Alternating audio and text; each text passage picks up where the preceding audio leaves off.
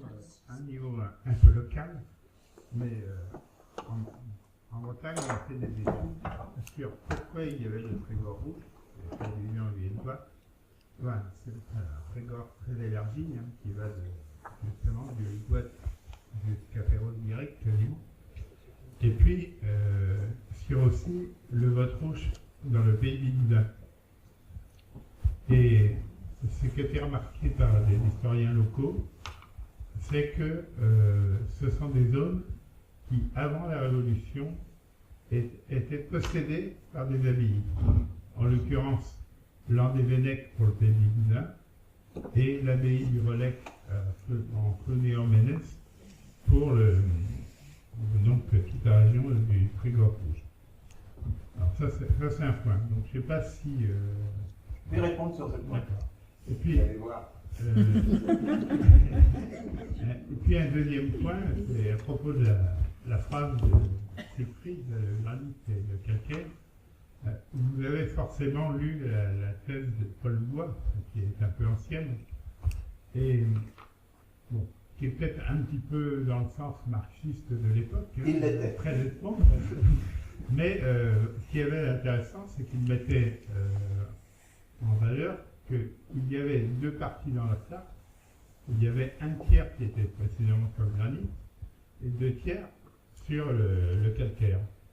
Mais que ce n'était pas le problème du granit ou du calcaire, que c'était l'économie induite et l'avoir d'un côté des villes qui étaient fortement liées à leur paysannerie via l'artisanat, on revient à l'artisanat justement, et puis d'autres où justement il n'y avait pas ce lien très fort. Donc là où la paysannerie était liée aux villes, comme les villes en règle générale ont pris parti pour la Révolution, enfin la ville et petites villes bien sûr, la paysannerie en quelque sorte a suivi ses fournisseurs de travail.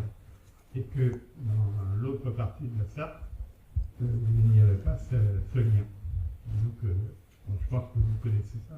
Ouais, c'est un très bon livre, Les paysans de l'Ouest sont tout à fait remarquables. Mais on va peut-être prendre une deuxième question et puis on garde celle-là bien évidemment en tête.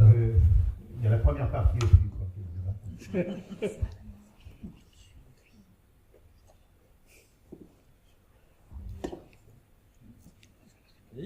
Non, on peut peut-être avoir la réponse tout de suite, puisque... Oui, vous avez raison, sauf que c'est pas exactement la même chose dans Cornouailles que dans le Huelgoat. Mais l'origine de cela, c'est au point de mes amis médiévistes, un jour m'a apporté une thèse qui avait été faite sur une institution au Moyen-Âge qui a un rapport à l'Église, qui est la Kévèse. Est-ce que certains d'entre vous connaissent la Kévèse? Ça a été très important dans l'histoire bretonne, c'est-à-dire que c'était des régions les plus pauvres qui étaient dépeuplées.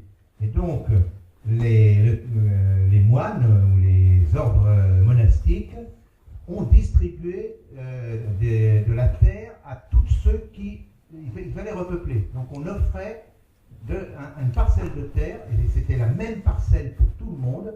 On a des plans de Québec, c'est vers le 13e et début 14e siècle. Et on ne demandait pas, les personnes pouvaient être des criminels, ou peu importe, c'est comme la Légion étrangère, si vous voulez. Ils s'installaient, et ça a donné ça rejoint les questions des parcs et agglomérés de son peuplement, ça a donné un peuplement qui est plus en petits hameaux, dans le Huelgoat, que c'est en train de disparaître, mais que dans le reste du bocage, que dans la Mayenne, que dans la Sarthe. Donc, et assez curieusement, si vous voulez, sans qu'on puisse établir directement une filiation, la carte de la Kévèse, des Kévèses qu'on a, correspond très bien à la carte, par exemple, du communisme du parti communiste dans le Huelgoat, avec le centré autour de Calac et puis allant tout autour. Donc il y a sans doute eu c'était au fond d'ailleurs c'était un mode communiste de paysannerie qui avait été installé par les moines, qui a donné un mode de peuplement qui est différent du reste de la Bretagne. Pour la Cornouaille, je n'ai pas d'explication. La vôtre est sans doute vraisemblable. Le rôle du clergé, le rôle des moines dans des régions très dépeuplées par les guerres incessantes, a été très, très important dans l'établissement des peuplements. Mais du coup, ça vous donne aussi une clé qu'exploite d'ailleurs Paul Bois, parce que Paul Bois, dans mon souvenir, il ne parle pas du granit et du calcaire, mais il parle il dit simplement que les régions de l'est de la Sarthe, qui donc plus tard seront des régions, vous l'avez d'ailleurs vu sur la, on peut le voir je crois sur la carte on va le voir sur la carte de l'église. Vous voyez que la Sarthe, dans la carte actuelle, vous voyez comment la Sarthe, elle n'est pas coupée en deux, mais ça fonce très vite vers l'est. Et il montre qu'au fond, l'est était à la fois, c'est un lien avec ce que vous dites sur la question du rôle de la bourgeoisie, qu'à l'est, l'est était plus religieux, c'est-à-dire était plus possédé par les religieux, il était plus pauvre, et notamment les paysans de l'Est de la Sarthe n'ont pas pu accéder aux biens nationaux, alors que les paysans de l'Ouest ont accédé, donc ça correspond sans doute à la coupure aussi ville, c'est le rapport entre la ville et la ville. Mais c'est des paysans, les biens nationaux à l'Est ont plutôt été achetés par des urbains, par les gens du Mans, etc., alors qu'à l'Ouest, les paysans ont pu acheter. Donc les paysans se sont sentis menacés par la Révolution et par le jacobinisme, et ils se sont tournés vers l'Église, parce que Paul Bois montre bien qu'il n'y a aucune trace qu'il y ait eu une différence de pratique religieuse entre l'Est et l'Ouest de la Sarthe avant la Révolution. On a vraiment une coupure, et le roi Ladurie avait fait une recherche de ce genre-là aussi, de voir quelle était la différence de pratique religieuse sous l'Ancien Régime. C'est très difficile, parce qu'on n'a pas de bonne enquête, il faut procéder par des petits indices, par quelquefois des petits témoignages, mais le roi Ladurie avait publié un article dans les Annales où il montrait que ça ne donnait absolument pas la carte qui apparaît à la Révolution. Il y a vraiment eu une coupure qui s'est produite, et là aussi, vous rejoindrez, pas toujours pour les mêmes raisons. Par exemple, dans le Sud, a joué la coupure protestant-catholique, ça l'a beaucoup renforcé, tout ce revers sud que vous voyez de toute cette pratique religieuse qui est très forte, par exemple à partir du milieu de l'Aveyron, qu'on rencontre aussi dans le Cantal. C'est quelque chose qui est assez lié à la présence. C'est là qu'il y avait au sud, c'est là qu'on trouve les peuplements protestants les plus importants encore à cette époque. Tout ça a joué, mais vous voyez qu'on est obligé de plonger dans un passé vraiment lointain pour arriver sur notre époque. Autre question. C'est pas une question, c'est sur le même sujet. Il se trouve que c'est dans le Pays Bigoudin et dans le Trégor qu'il y a eu aussi les foyers les plus actifs de protestantisme en Bretagne. Oui, je sais, mais c'est pas...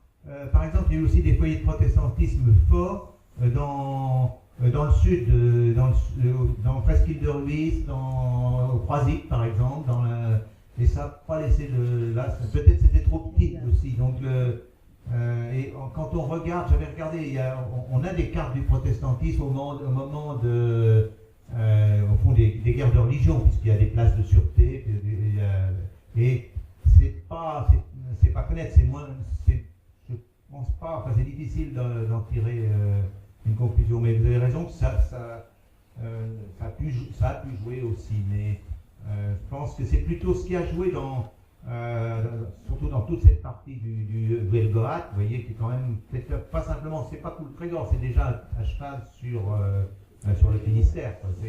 Et ce qui a joué, je pense, ça date, c'est vraiment, vous l'avez vu, déjà ça date des pays, de l'époque révolutionnaire, c'est déjà la pratique religieuse, l'adhésion à la religion est relativement faible, mais ensuite, on voit par exemple comment c'est dans cette région de Bretagne que la résistance va être la plus forte, c'est le pays de Charles Quillon par exemple. Donc, et je pense que ça va jouer ensuite pour le Parti communiste, fera des très bons scores jusqu'à une époque récente. Et d'ailleurs, quand vous regardez la carte des bonnets rouges actuels, c'est pas les bonnets rouges de l'époque de Louis XIV, c'est les bonnets rouges de Charles Quillon. Hein, c'est cette zone-là qui est bonnet rouge, pour ça que l'idée qu'ils allaient basculer vers le Front National et tout, qui était agité, me paraissait sotte. Non, ils ont basculé d'ailleurs plutôt plus largement sur Mélenchon, ce qui est plus logique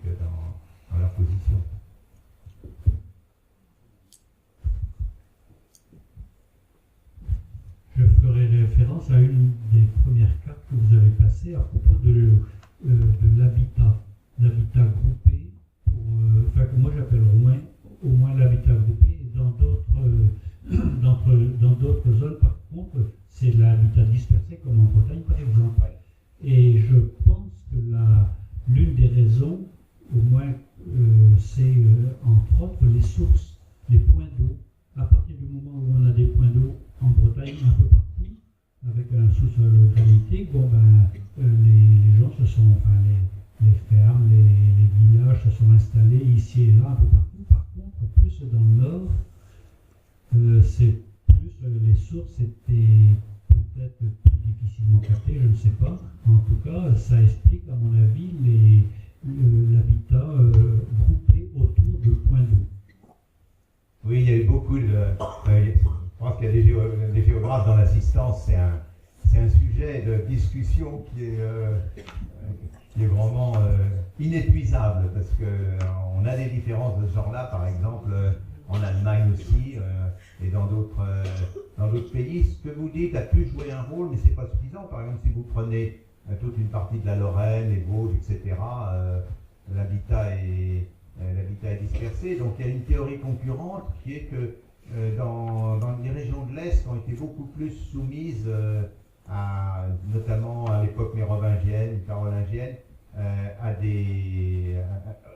ont été obligés de se défendre, de constituer. Donc les villages sont des villages défensifs, tandis que les pays de bocage ont été beaucoup moins atteints, ce qui est beaucoup plus difficile. Alors Marc Bloch lui-même, quand il cherche à expliquer dans son livre cette question, et pourtant c'est un médiéviste qui pense que ça remonte, il dit que ça remonte au temps des dolmens. Alors c'est peut-être votre explication qui peut marcher au temps des dolmens, mais on a montré, maintenant on a des résultats archéologiques importants, et on a montré qu'à l'époque romaine, on sait dans certaines régions quel était le peuplement à l'époque gallo-romaine, à un niveau fin.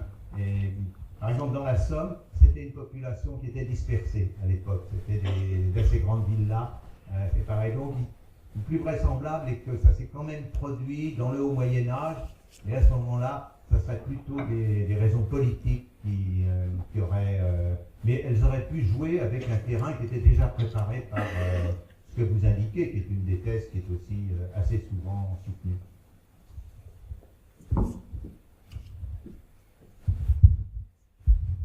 avez évoqué la question du département, et je voudrais que vous reveniez sur la question du département qui vous paraît le meilleur maillage, bien qu'il tend à disparaître, et la question de la métropole, donc justement par rapport au département.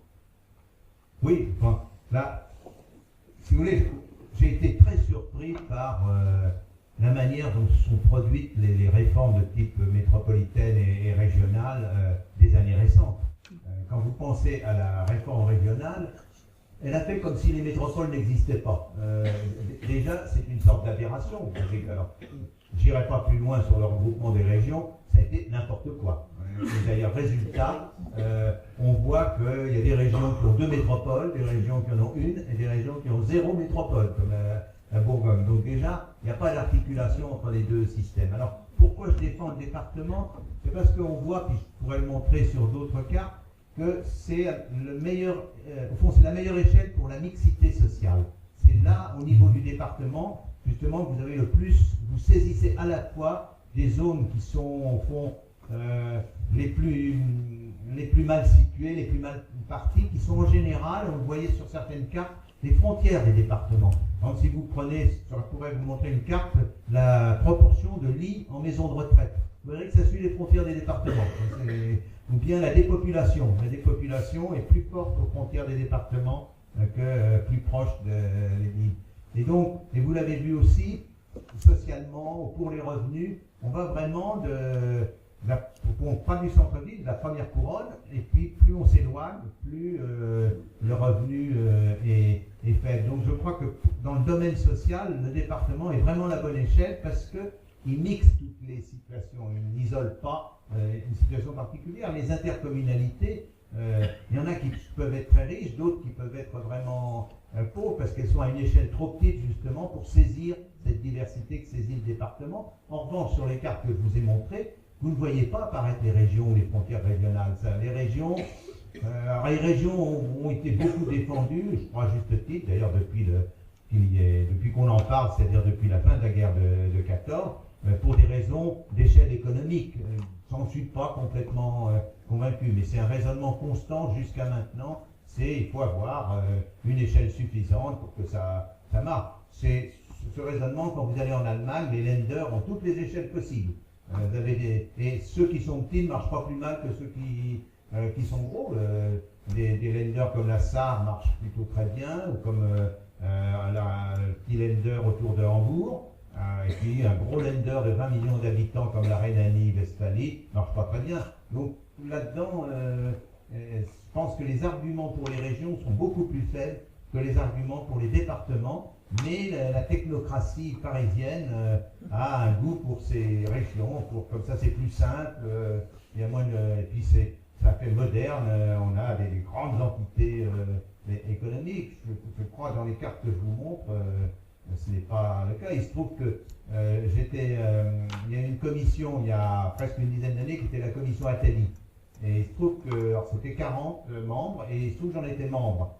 Et j'ai été le seul, c'était une commission pour des hauts fonctionnaires, des gros patrons, mais aussi des leaders syndicaux. J'ai été le seul dans cette commission à défendre les départements. Ils voulaient tous mettre comme mesure suppression des départements. Ça n'avait pas de sens. En plus de cela, c'est des querelles qui m'apparaissent ne pas être dénuées de réalité, parce que c'est pas tellement le découpage qui compte, c'est ce que fait quelle est la fonction de chaque échelle territoriale. Et là, le département a clairement une fonction sociale. Actuellement, la plupart des aides sociales maintenant dépendent du département. Simplement, il ne peut même pas les gérer lui-même vraiment. Il doit les gérer selon des tarifs décidés à l'échelon national. Alors, je pense qu'il y a là, pour le département, dans le domaine social, quelque chose qui est, au contraire, qui correspond bien à la réalité. Pour l'économie, je pense aussi que l'échelle est plus petite, mais pas forcément, c'est ce que j'ai dit à propos des districts italiens, c'est pas forcément une échelle départementale. Mettons, le cas que j'ai cité plusieurs fois de Cholet, c'est pas tout le département du Maine-et-Loire, c'est un bout de la Vendée, un bout de la Loire-Atlantique, un bout du Maine-et-Loire. Cholet est tout à fait au sud-ouest du Maine-et-Loire, mais sa zone d'influence n'a pas du tout lié à la question départementale. On trouve beaucoup mieux, mettons, quand on étudie les flux les trajets domicile-travail, on a une carte qui est bien meilleure de ce point de vue-là pour des zones économiques.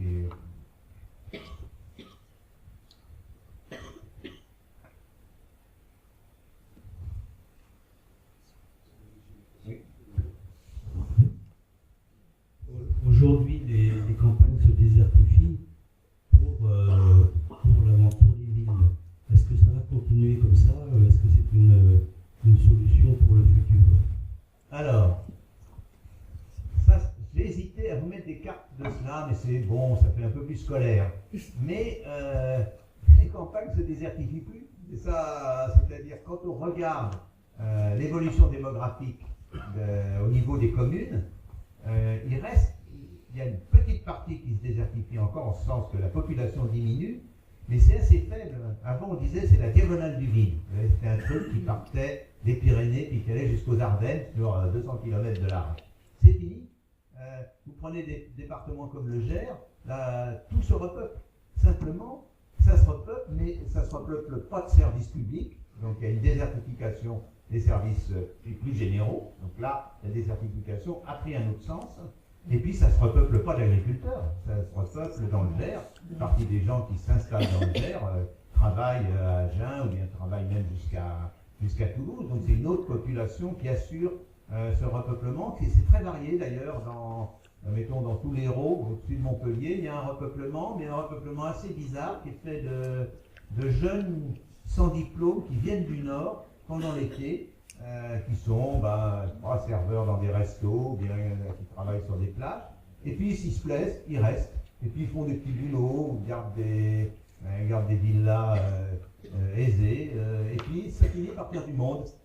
Et donc il y a un repeuplement, mais vous voyez que c'est très particulier. Alors, à d'autres endroits, et je crois que ça commence un peu dans certains coins du centre de la Bretagne, on voit, c'est des étrangers, alors, vont-ils rester, mais c'est un peu des Anglais. On voit la Dordogne, c'est des Anglais. Dans d'autres départements, un peu plus au sud, il y a des Hollandais. Alors, est-ce que ça sera stable? Est-ce que c'est pas sûr? Parce que là encore, on voit. Alors, je vous ai montré une carte du vieillissement. On voit que les personnes de plus de 60 ans sont beaucoup plus. Il y a un vieillissement rural, si vous voulez, même s'il n'y a pas de dépeuplement, il y a un vieillissement qui est alimenté par les retraités. Mais arrivé à 80 ans, une partie des retraités revient en ville ou se rapproche des grandes villes. J'avais une carte qui le montrait, et il y a une logique là-dedans qui cette fois-là est une logique hospitalière, c'est-à-dire qu'ils se rapprochent au fond des grands équipements hospitaliers parce qu'ils sentent que leur santé devient de plus en plus fragile.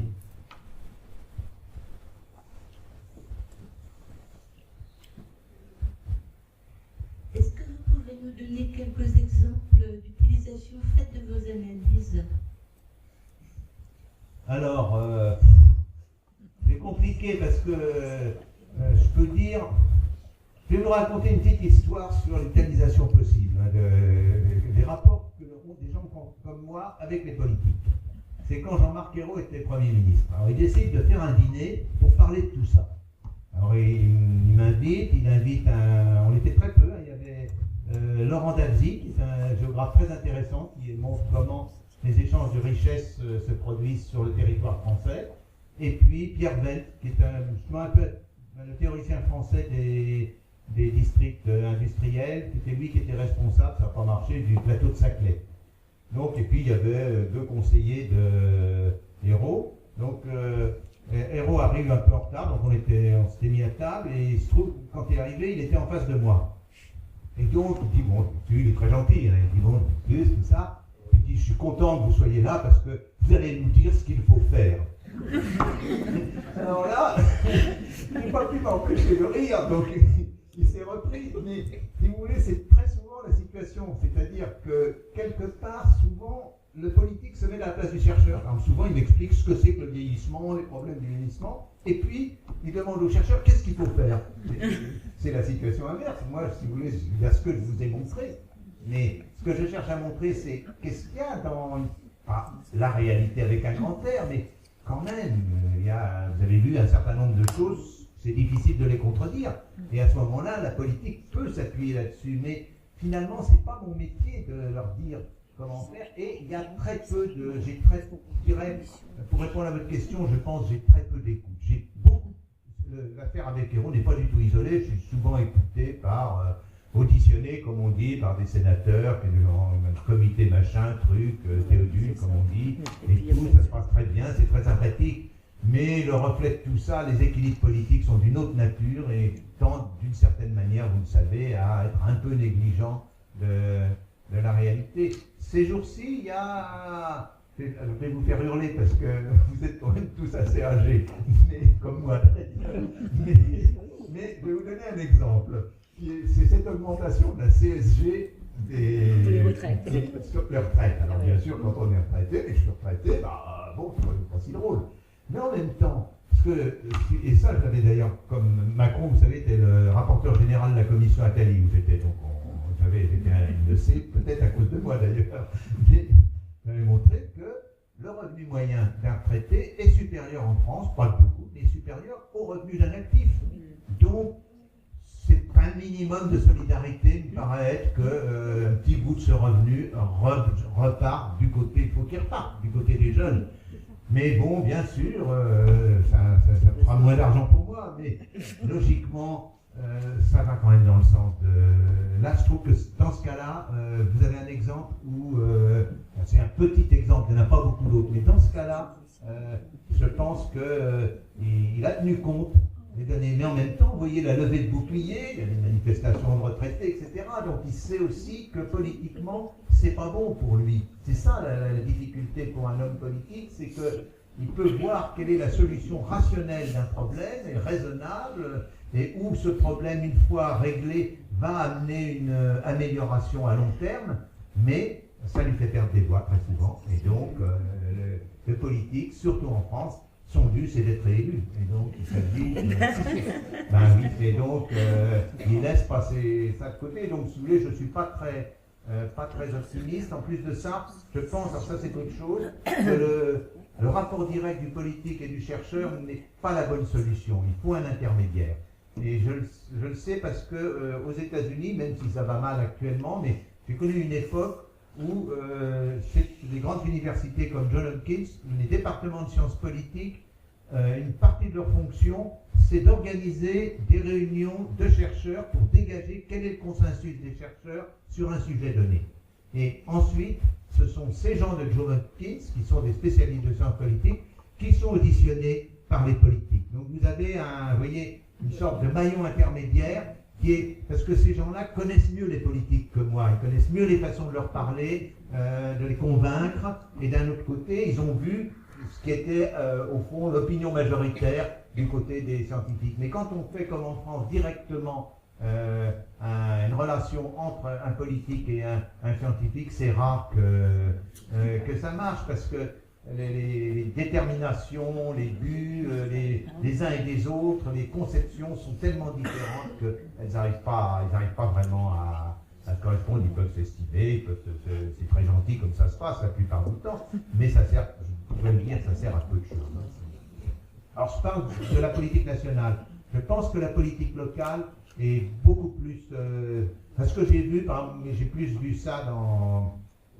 J'ai été assez mêlé à ce que fait le conseil régional des Pays de la Loire, et je veux dire que là, il y a une implication plus grande, et il y a des réunions plus fréquentes, il y a des organisations de rencontres, si vous voulez, entre politiques locaux et scientifiques locaux. Ça marche mieux au niveau local. Je pense en Bretagne, à un moment donné, j'étais en Bretagne au Conseil économique à Rennes. J'étais pendant 3-4 ans, mais il y a assez longtemps. C'était Morvan qui s'en occupait. Et c'était là aussi, il y avait un contact qui était plus facile à cette échelle-là. Mais au niveau national, ça marche très mal.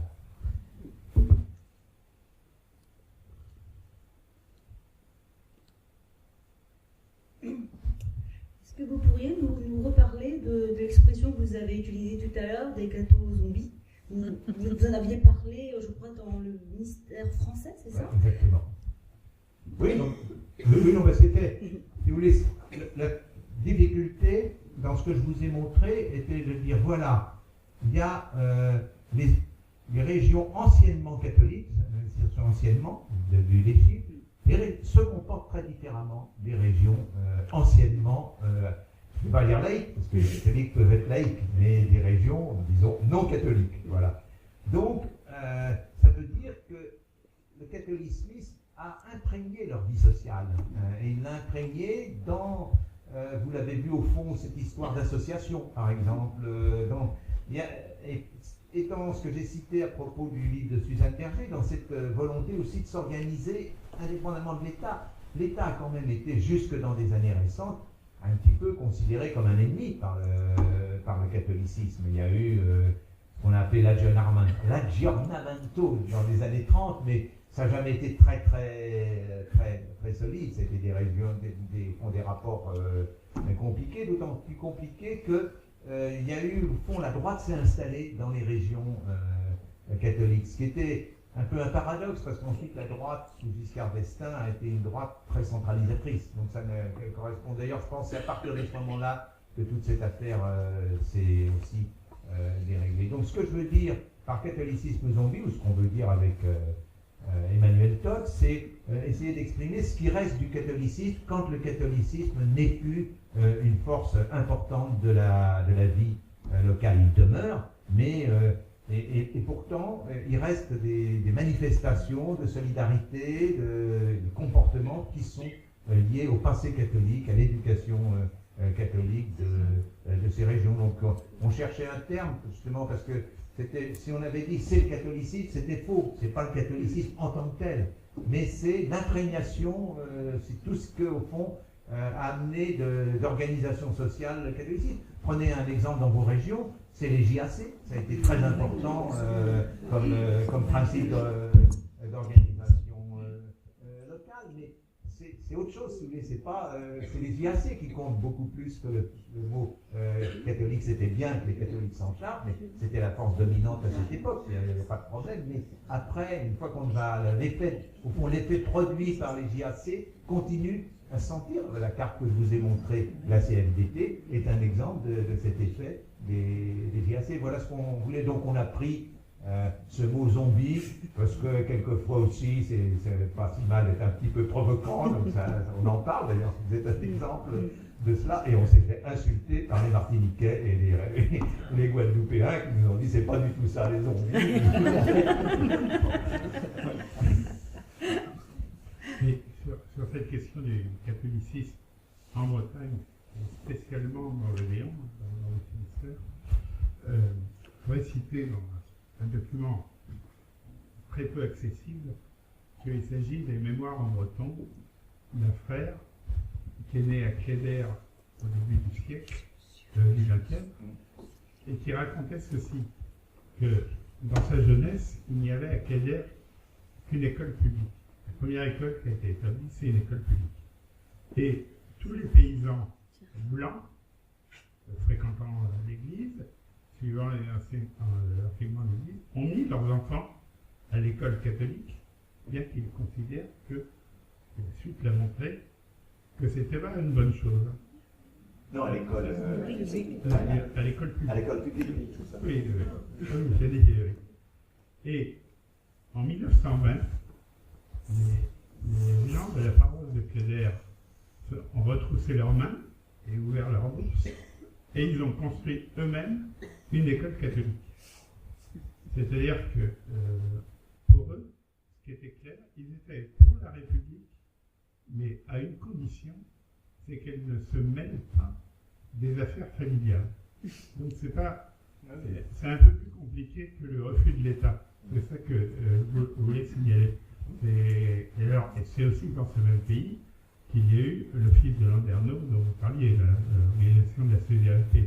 Mais simplement, ce que je voulais dire, c'est que le plus curieux, c'est qu'après, Cléder a eu un épisode où il a eu un maire socialiste. Mais après, ça a été renversé. Oui, non, mais c'est... Au passage, la commune est devenue paroisse. Ça, c'est la démocratie cléricale du Léon. Exactement. Mais pour vous répondre, je suis descendu à un niveau relativement fin, même au niveau des départements, au niveau des communes, mais il faut bien voir que la diversité est sans limite. C'est-à-dire que plus on descend loin, plus on trouve de la diversité. Un exemple, c'est un anthropologue, Marc Avellès, a fait un livre sur la vie politique dans l'Yonne. Il a trouvé un joli titre, c'était Jour tranquille en 89, parce que 89, c'est le numéro du département de l'Yonne. C'est un titre habile. Et il a montré que l'opinion politique se divisait, que les bourgs de l'Yonne votaient de façon différente et opposée aux hameaux de ces bourgs. Qu'à l'intérieur même d'une commune, il y avait une division politique importante. Donc ensuite, si on descendait, il n'est pas allé plus bas que les hameaux par rapport aux bourgs, mais c'est infracommunal. Mais si on descend carrément même au niveau des hameaux, il y a là aussi à nouveau des différences. Donc il y a quelques grandes lignes, je pense vous en avoir montré, mais elle n'explique, et de loin, elle n'explique pas du tout la diversité locale, qui est absolument énorme. Quelquefois, j'entends un mot savant pour expliquer ça. Je dis, c'est fractal, c'est-à-dire que à chaque fois, les divisions renaissent à chaque niveau où vous êtes. Si vous passez au niveau suivant, vous avez une variabilité qui apparaît à nouveau, mais même cette variabilité, elle est quelquefois, si vous prenez un immeuble dans une ville, les gens sont très différents dans le même immeuble. Pourtant, il y a des quartiers populaires, etc. Mais quand vous prenez une famille dans un de ces immeubles d'un quartier populaire, certains dans cette famille auront réussi, d'autres, au contraire, auront échoué. Donc, malgré tout, ce que je montre, parle contre moi, mais ce que je vous montre est relativement grossier. Je ne saisis absolument pas les comportements individuels, je saisis les comportements aux échelles que vous avez vues, et encore, il y a beaucoup de fluctuations. Je suis obligé, vous l'avez vu, de lisser les cartes pour les rendre à peu près intelligibles, mais lisser, ça veut dire que je néglige des tas de variabilités locales.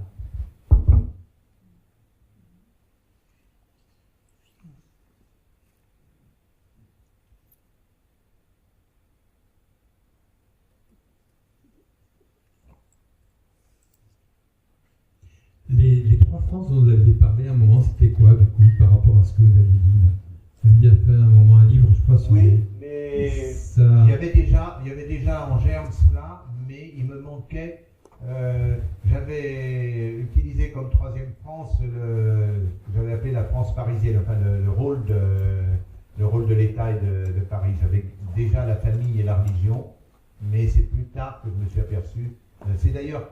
Au fond, je me suis aperçu de cette importance de cette question de population agglomérée éparse, parce qu'il se trouve que ça a été le meilleur ajustement que j'ai eu des votes du Front National. Donc j'ai commencé à me dire, il se passe quelque chose dans ces histoires de voisinage, et puis ensuite, vous avez vu, on voit apparaître autre chose. Donc je l'ai un peu, comment dire, comme je vous l'ai montré, si vous voulez, je l'ai un peu remis en forme plus synthétique, en distinguant cette fois-là les trois niveaux, ce que je ne faisais pas dans ce livre, et qui est ancien, hein, il datait de 1984, je crois, quelque chose comme ça.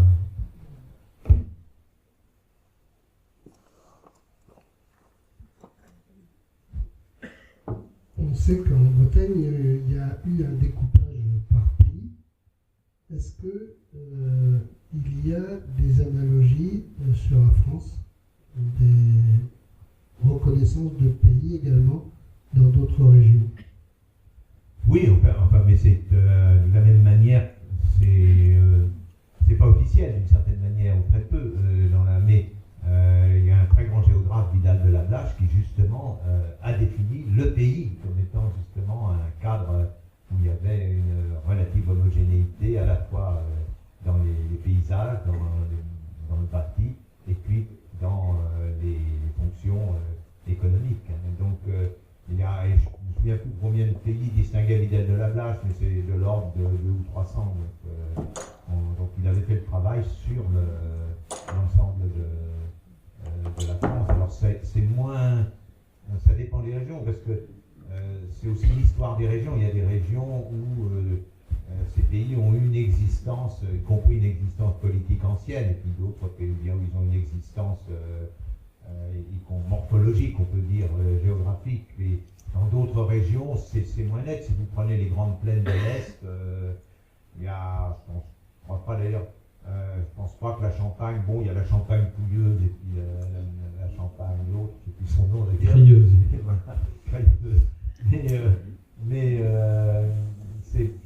dans ce cas-là, c'est moins net. Mais si vous prenez notamment ce problème massif central, les pays sont très bien distingués, y compris liés à des vallées. Donc, je pense que là, de ce point de vue-là, la Bretagne est un cas où c'est très net, mais le cas se dit, je suis pas, c'est pas un découpage que j'ai vraiment utilisé. Et dans ce que vous voyez, dans les cartes que je vous ai montrées, sociales, économiques, on ne peut pas dire que ça apparaisse véritablement.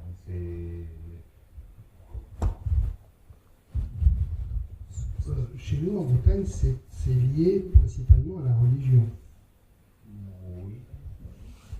Oui, c'est-à-dire... C'est-à-dire que ça correspond à des évêchés. Ah oui. En partie. Oui, mais est-ce que le découpage en évêchés influence beaucoup les mœurs? Je ne sais pas, mais ce que je voulais savoir, oui, c'est si ce découpage-là a eu lieu à un moment donné en Bretagne, alors je peux me tromper, en racine de l'Église, on va dire, de la religion, est-ce que sur des régions de France où il y a cette même racine religieuse, est-ce qu'il y a eu ce même travail qui a été fait par l'Église de découper le territoire en pays? Oh, il y a pense, bon, il y a l'exemple des trois évêchés, hein, Metztoul et Verdun, mais il y a... Je pense que là, je ne peux pas vraiment répondre à cette question parce que je ne connais pas dans quelles conditions ces découpages ont été réalisés. J'imagine que c'est plutôt des découpages qui avaient des raisons politiques, peut-être aussi des raisons des établissements monastiques, la répartition des établissements monastiques. Je ne peux pas vraiment vous dire de quoi il s'agissait. Ce que je sais, c'est que il y a, selon les régions, il y a d'autres régions où les évêchés ne correspondent pas du tout au découpage départemental. C'est vrai dans le Var, c'est notamment le cas, c'est vrai dans les Pyrénées. Donc, faudrait, là je n'ai pas capacité à vous répondre là.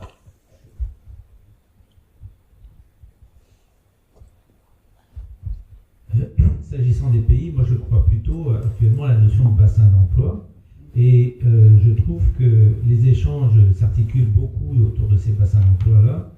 Ça bouscule les frontières des départements. Et c'est pour ça que moi, je serais plutôt partisan d'avancer dans cette subdivision-là du territoire plutôt que de conserver les départements, la région, certes, et après donc des bassins d'emploi qui seraient des pays. C'est vraiment l'échelon qui me semble le plus pertinent. Et je pense que la solidarité peut aussi s'organiser dans ces pays-là, donc voilà, c'était non, mais les bassins, j'ai fait allusion à ces questions notamment. Les bassins d'emploi sont définis à partir des migrations domicile-travail. Donc, effectivement, c'est un bon découpage pour les questions économiques, bien sûr, puisque c'est de là que ça part. Simplement, l'esprit français a l'idée que les découpages doivent être emboîtés. C'est-à-dire qu'il faut que, si on choisit un découpage, ils doivent tous s'ajuster au découpage d'ordre supérieur. On doit toujours procéder par des...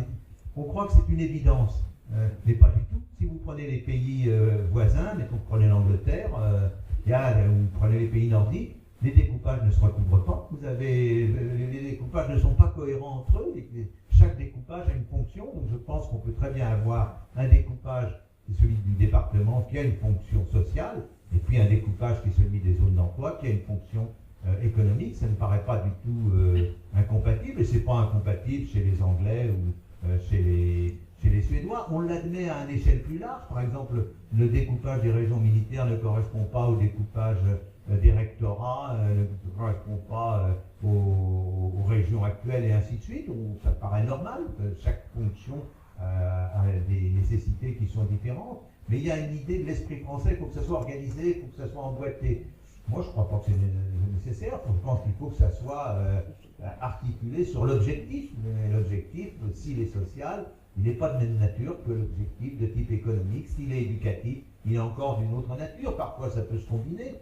Mais je ne serais pas contre qu'il y ait autant de découpages différents qu'il y a de tâches différentes identifiées aux grands secteurs. Mais il y a rien cette idée du millefeuille. C'est horrible le millefeuille. Non, c'est pas du tout ça. C'est horrible quand toutes les feuilles sont ensemble. C'est horrible parce que il y a une clause qui s'appelle la clause de compétence générale. Là, c'est horrible, effectivement, parce que quand tout le monde doit décider sur un même projet, ça le retarde, ça amène des marchandages, etc. Mais si chaque découpage a une fonction à ce moment-là, c'est quand même nettement plus simple. Et vous savez pourquoi à chaque fois la clause de compétence générale, enfin c'est un terme compliqué et tout, donc on ne prête pas trop attention. Dans chaque loi, au début, dans chaque loi de régionalisation, elle est supprimée. On dit voilà, ça y est, désormais, ça sera telle institution qui décidera pour la construction des lycées, tel niveau. Et puis c'est réintroduit. C'est réintroduit par qui? C'est réintroduit par le Conseil d'État. Parce que le Conseil d'État retoque une partie de la loi. Et pourquoi par le Conseil d'État? Le Conseil d'État, c'est l'institution qui juge les conflits entre les différents niveaux territoriaux. Donc on ne va pas quand même lui retirer le pain de la bouche aussi facilement. L'explication m'a été donnée par un très bon juriste constitutionnaliste, Rousseau, qui a écrit sur ce sujet. Il va peut-être un tout petit peu fort, mais c'est pour vous montrer que c'est pas si simple cette histoire de découpage. Il y a là-dedans quand même beaucoup de les niveaux de décision, le type de compétences.